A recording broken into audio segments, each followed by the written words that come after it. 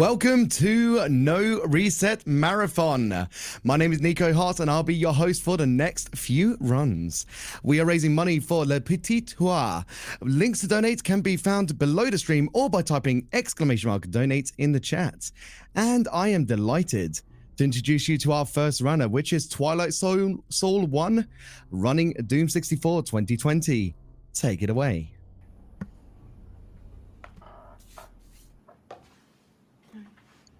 Hey everyone, so I'm Petits. I'm going to be doing the couch commentary for this, and I'll be the voice here for Twilight Soul while it plays the run. So we're going to be doing a warped Be Gentle run, and we'll get started shortly here.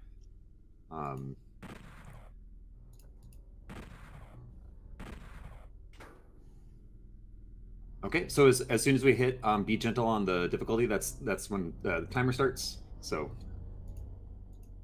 go on ahead.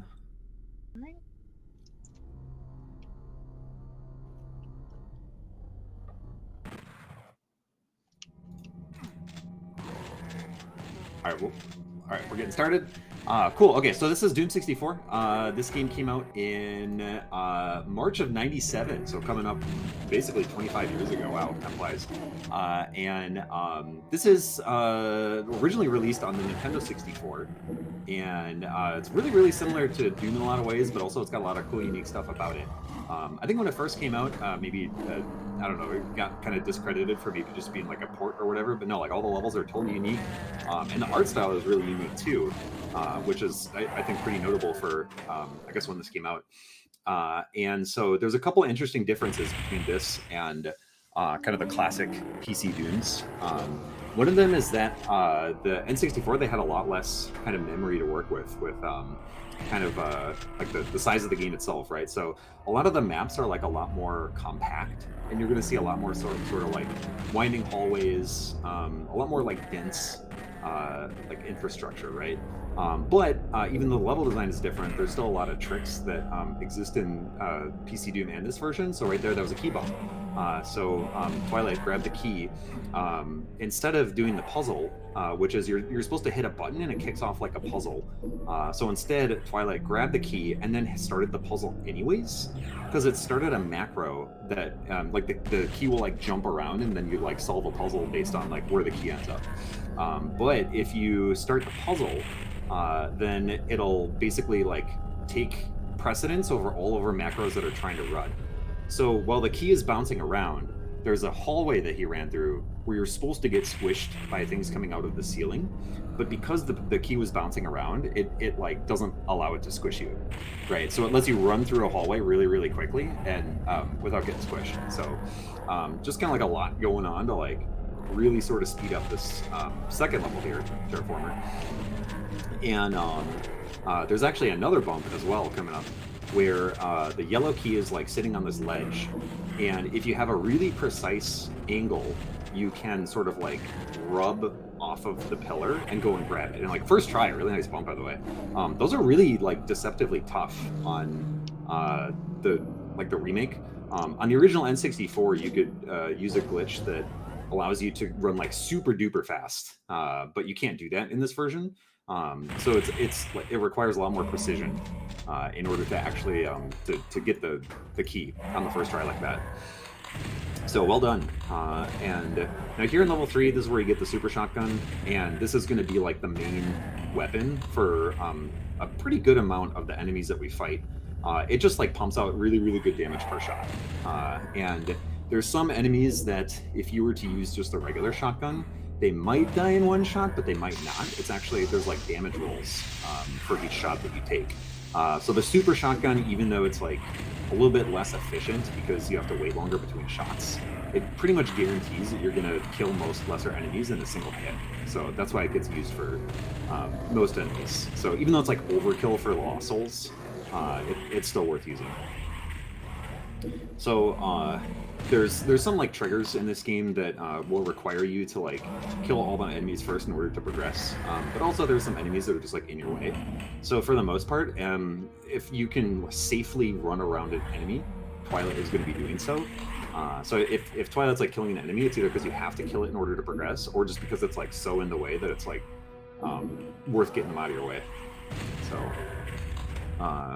this level is going by pretty fast. Nice. This is probably a good time for a donation. You've got it right. We've got $43.29 from Gwen51597. Gwen5, thank you very, very much for the donation. Got time for one more? Yeah, sure, go for it. Lovely. We got a mini simp Rango with $21.80. It says, I'm going to try to read this in French. It says, "Un dos pour partie, mon manophone et peut être votre action verge de ventes." Hopefully I said that well enough. Cool, awesome, thank you. Thanks everyone who's donating for this, by the way, and feel free to send in more, and we'll get your donations right out. So in here, there's like a whole bunch of like labyrinth like buttons to hit, and making pretty short work of them. There's some buttons on the left that we're just kind of running past. If you were to hit those in like a really specific order, that would take you to like a super secret side level, and that's like sort of relevant because that's where we're going to be going in this run later on. There's 3 secret levels that will take you to, they're like side levels that allow you to get pieces of the Unmaker, or rather demon keys that will upgrade your Unmaker. Normally actually the main like unwarped or unglitched speedrun of this will skip all of those side levels. However, we're going to end up taking like a secret path to one of them that will allow us to end the game much, much earlier than we normally otherwise would. So leading up to that, there's maybe a couple mechanics that we could explain that'll be relevant later. One of them is that a lot of the triggers that are in this game that aren't related to like killing enemies are usually they're triggered by line deaths, which are just sort of like vectors on the floor that as you pass over them, then it'll make something happen somewhere else in the map. And some of them are just really simple. Like for example, like if you walk over a certain hallway, it might make the squishers start coming from the ceiling, which is going to be happening here shortly. And some of them are more complex. Some of them are like dependent on other things going on. And what's kind of interesting about the design of these levels is that there's a lot of stuff going on way out of bounds that's just kind of handled by multiple different line defs, kind of firing in order or like dependent on each other.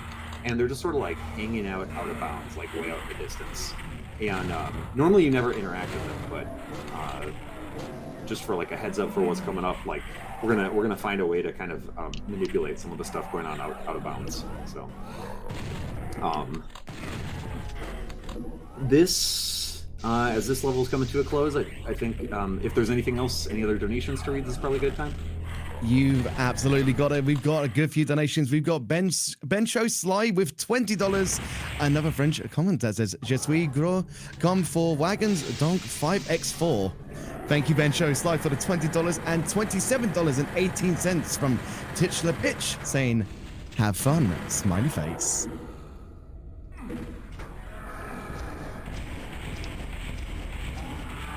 Awesome, thanks.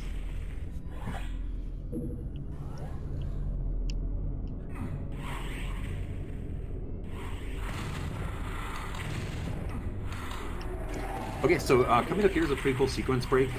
So there's this kind of structure obstructing your way in the ceiling, but when you hit the switch, it allows you to kind of swing back around, and you're supposed to go through kind of a button pressing puzzle in order to like make the bridges connect. But if you are really precise, you can make this jump, and oh, nice, first try. Really nice job.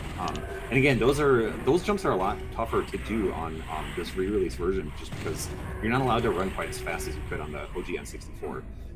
So it's definitely very, very easy to mess that up repeatedly. And this guy here is a jerk. He'll just try to block your way.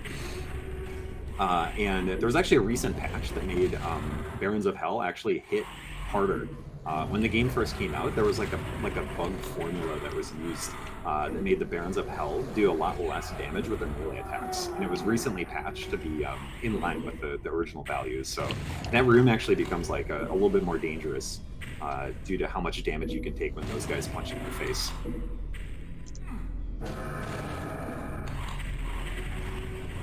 Nice.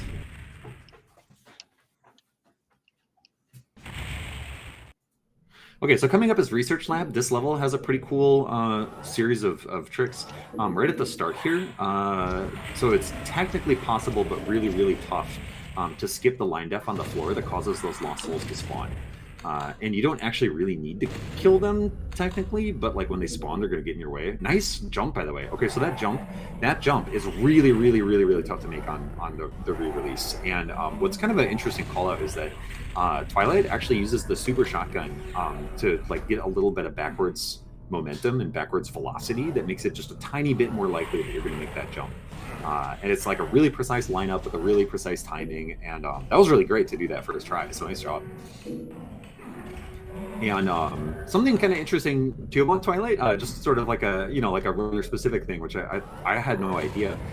So Twilight actually doesn't have any feeling or sensation in his right arm or hand, and so a lot of these sort of really precise setups are sort of being done just kind of like in the dark, sort of, right, in terms of like input precision. So when I heard about that, I was really impressed, because like setting these up is like pretty tough just on the N64 when you're allowed to go like 180% speed with the glitches specific to that version. So doing that on first try, despite having like an input issue like that, is I thought really cool. So this run is actually going really awesome so far. I just want to chime in and say that this makes everything I'm watching right now even more impressive. Yeah, right.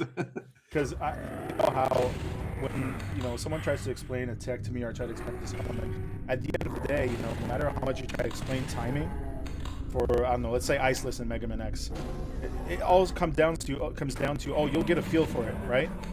Yeah. So that's what a lot of tech, what the explanation comes down to. So really, this is some masterful display skills right there. Kudos. Yeah, I just learned that this morning.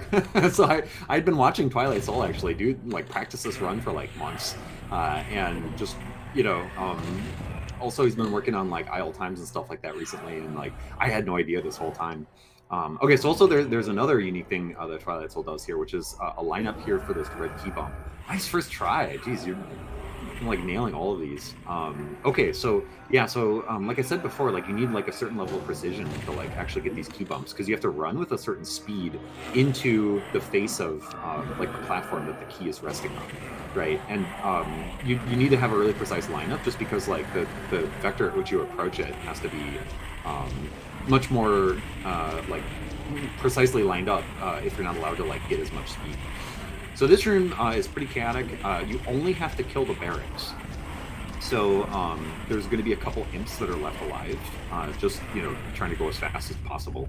And if you fall off this like stairway that comes out of the lava, you have no way of getting out. So pretty like swag strat to like jump on the stairs as they rise up. So now this is us like leaving I guess like entering hell, right? Now we're in like a different set of levels where like the skybox is all extra spooky and stuff. So level design changes a bit. The keys turn into skull keys and so on and so forth. And this is the first like arena level, and anyone who's maybe really familiar with Doom 2 might recognize this level as basically being dead simple. This is kind of their homage to it. And in order to progress this level, you have to slay different kind of waves of spawning in enemies, and in this wave you only have to kill the Hell Knights. You don't have to kill the Cacod Demons, so you can just kind of leave them up. That opens up this kind of back path where you can kill the Mancubus. And there is a technique that could technically be used here, but it's not that important on Be Gentle. It's called spawn prevention, which means that when these enemies spawn in, you can actually just like physically like occupy the space that they're trying to spawn into, and if they're necessary for a trigger, they'll just not appear, and then you just don't have to kill them to like make that trigger happen, right? So on Watch Me Die, they have quite a lot more enemies in this level, so then it actually matters to try to spawn prevent some of them. And here there's just a couple barons, so it's really not worth kind of like the time that it takes to set it up. But in here now, the reason that that's relevant is that there's a Pinky that spawns here, but he's only one Pinky. And if you spawn prevent this Pinky, you cannot actually activate the trigger that makes these gates fall down. So despawning, or rather spawn preventing that Pinky, will actually prevent you from finishing the level, and you soft lock there, so you have to restart it. So it's like an interesting call out there with that. And also we were talking about kind of the differences or similarities between PC Doom and console Doom. We were mentioning kind of the memory issues before and how the levels had to be like a little bit, you know, tighter and like less expansive. On a similar note, the enemies, they didn't have room for, like, for example, like when you shoot the super shotgun, there's no reloading animation. They just like cut out that to like save space. There's also a couple enemy types that are missing. So there's no Archvile, there's no Revenant, and there's no chain guns. And so in order to make the game harder at higher difficulty levels, they just kind of like spam enemies at you. Like on Watch Me Die, there's just like Hell Knights and Barons that they just like spam at you. Like the level design is like maybe not entirely conducive to, I don't know, like running higher difficulties depending on what you're into. So in this case here, in this level, a really cool thing about the engine is that you might notice that there's like bridges that Twilight's running underneath. And if you're familiar with the Doom engine, you might know that you're not actually able to do over-under architecture in this engine. And, you know, for example, like that's also why like there's infinite height on enemies. So you can't like run underneath a lost soul that's like 10 miles above you. And so what's happening here is actually there's these bridges that Twilight is actually running under and then eventually running on top of. So it's a really cool illusion that's happening with the map design. So those aren't actually bridges, right? Like what's happening is that around the corner, so right about here, there's a line def that when it triggers, it will instantly cause the floor to raise up. And that will allow him to run on what is like supposedly now the bridge, but there's no ground underneath him. Like it's just like a fake, it's like an illusion. And it's really, really well done and extremely hard to catch. The only clue that you might have is that if like one of these imps or whatever dies underneath the bridge, like right on the edge, and the floor raises up, it'll actually squish. It'll squish on the like fence that it raises up to. And so like if you're playing this casually, you might just suddenly see like a pile of meat up on that bridge up there and not really know like where it's coming from, right? So all of those are really just really, really well placed illusions. And there's a lot of those kind of sneaky, tricky line defs that are sort of I don't know, placed into all these levels just to kind of like make the design make a little bit more sense. Okay, so we're going to be going through this level and then going to the secret exit. As we're doing that, though, I think we have time for some more donations if any have come in. Let's go. We got some donations. We got another donation from Ben Show Sly, and I think this was at the point when we hit $1,000 earlier on, either yesterday or today, which says, Kin, on pet le $1,000. Bon marathon à tout, j'ai hâte de vous voir les boys and girls. Thank you for the $100, buddy. Yeah, thank you. I think there's time for one more. We could sneak one more in. Yeah, let's go. We've got Magic K with $107.73. Says Bon Marathon à tout. Good luck, have fun à tous les runners. Jesus hype. Nice. Okay, so here, Twilight is going to be opening up these like center doors here, and not only do you have to do this to get the keys that you need to finish this level. Well, not the keys that you need, but actually it kind of like opens up like a jump that you can make to get to the secret level. Like I said before, like the secret levels, normally they get skipped in the run, but we're going to need to do this to like activate the warp. While we're here, we're also going to pick up the Unmaker, which Twilightsoul specifically uses for a lineup that's coming up.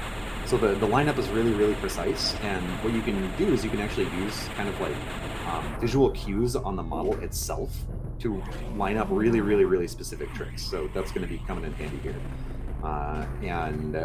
You might also notice that the model's like slightly translucent. That was a partial invisibility. That wasn't, it's just like in your way, so it's like you kind of have to grab it. And it just makes enemies a little bit less accurate. Okay, so this is the secret exit. You had to just like jump off of a platform onto something that's shaped vaguely like an arrow. That's your hint to like jump on the wall. Now that takes you to this level, okay? And so I'm gonna try to explain this in time. So we're gonna kill these enemies that will cause the blue key to spawn, and you wanna stand directly on top of the platform that raises up. When you do this, there's a very specific lineup that allows you to jump from ledge to ledge. Nice, first try. And when you go out in the middle of kind of the out of bounds zone out here, Nice. First try again. There's a line def floating out in the middle of the out of bounds that for some reason is a button that's set to warp you to level 132, which doesn't exist. There's only like 32 maps. And if you press this button, and it's in a really specific location, so there's actually a setup that's used to like, there, nice, you got it. Time, by the way. There's a really specific line def that if you hit it, it will warp you to level 132, which doesn't exist, so it just ends the game, which is a really, really neat kind of warp that just happened to exist like way out of bounds. So just finishes the game for you, so that's it. That's GG. So really nice time, by the way, 1853, sub 19. That's awesome. Congrats. Thank you, thank you. I just want to point out too, I was also running my live splits for my own time that I usually do since I'm so used to splitting. Mine is an 1849. My PB is an 1840, so that's literally 9 seconds off of my PB. And I have not been able to get another 18 runs since I made that PB. Nice. Yeah, that was awesome. You like crushed everything. That was like first try key bumps, first try on all the jumps in the layer. I didn't see you like even mess anything up. That was great. I just want to point out that Twilight was probably the most nervous person about their run. I was. I'll admit it. The whole time. Just casually drop the like 10-second from PB run. Okay. First round of the marathon, by the way. Yeah. Yep. Let's go. Totally wasn't nervous and shaking the whole time. Yeah, that was awesome. GG. Everyone go follow Twilightsoul. That was a really good run. Twilight, your hands were shaking, but you were still shooting. You were still getting the headshots. It was like boom headshot. I'm still there. See, I thought you were going to go mum spaghetti there. I wasn't sure. No, squeezed shepherd's pie is what was going on. Mum spaghetti. Oh, yummy. But before we do transition over to the intermission, I do want to read out a quick donation from Grondines for $5.69. Nice, by the way. That just reads, "Let's go, Doom Guy. Let's go." Go. But coming up next, we have Diddy Kong Racing, run by Abio, and that will be happening within the next 10 minutes or so. So stick tight and hang out for 10 minutes, and we'll be swapping over very, very soon.